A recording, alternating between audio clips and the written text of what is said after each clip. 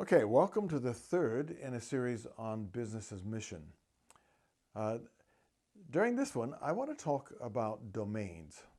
Now, there are spheres of society, as you know, the seven spheres that have been known around YWAM for a long time. Some, a couple of decades later, I think David Hamilton was the first one I heard articulate the idea of spheres as well, or domains. And domains is the word that David used, and I think it's a perfect word for it, to describe the idea of the different kinds of authority that are exercised within humanity. And keeping those domains clear in our minds and using the right kind of authority is really, really important. Sometimes, in a very sort of popular way, we refer to the domains as, well, know what hat you're wearing, your business hat or your government hat or your church hat or whatever. But let's just talk about those domains briefly, because when we understand them, it helps us better know whether or not we're confusing them. And probably, other than getting carried away by greed and all that, probably the biggest danger in getting involved with business as mission or in business generally is using the different kinds of authority in the wrong settings. It's a domain issue. So 5 domains. And again, thanks to David Hamilton for clarifying this and helping me to get some understanding. First domain is the domain of the individual. And when God made us, He made us as individual personalities. And one of the things that is helpful to think about, especially when you're going cross-cultural, or moving from one culture to another in this world, is how much individualism is there in that culture and how much group identity is there in that culture.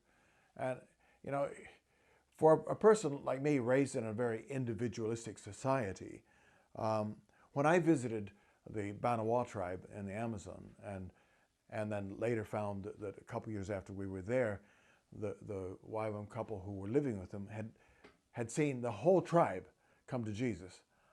They think, well, how can a whole tribe come to Jesus? Well, they have a really strong group identity and they make group decisions.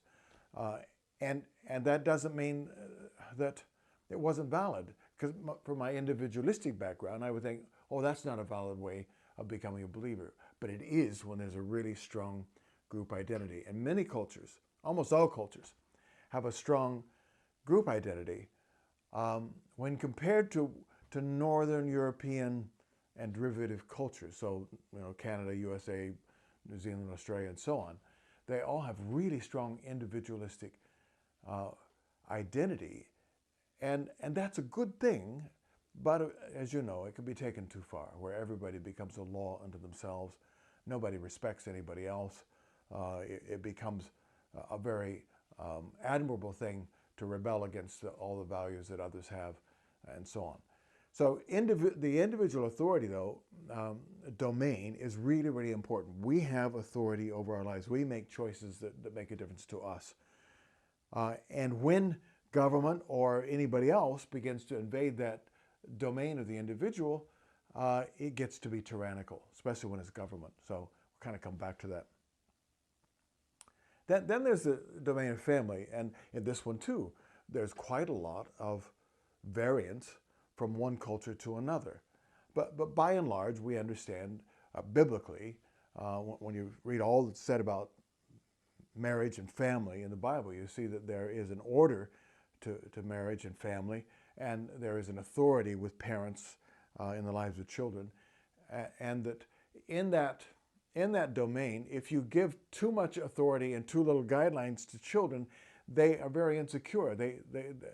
It doesn't develop good identity. But if you try to control them for too long or too much, then it becomes tyrannical, and their own individual development is limited. So there's that family authority, parental authority, and family order. Then there's a domain that is sometimes called covenantal, or maybe, if I use the term contractual, and maybe transactional, helps understand that domain.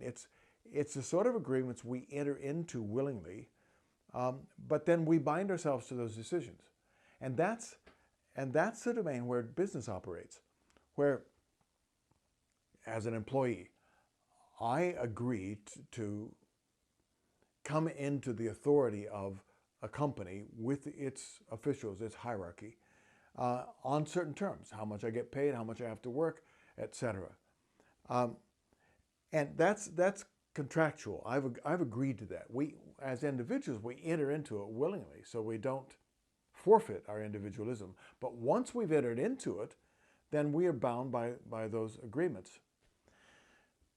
And when you exercise the authority in that domain, when you're in a boss type position, it's really a different authority than family, because there isn't the same obligation to nurture and care.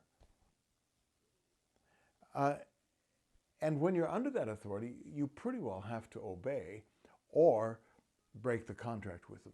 So it's an authority that's different than family. But let me go on and sketch out government and church, and then we'll contrast in the next of these series, church and the contractual side, the transactional. But government is the one that is the only one that biblically has deadly power. Government has to enforce law, or you get complete anarchy and an unlivable environment. But I need to unpack that at a little more length. So let's take a break, and we'll come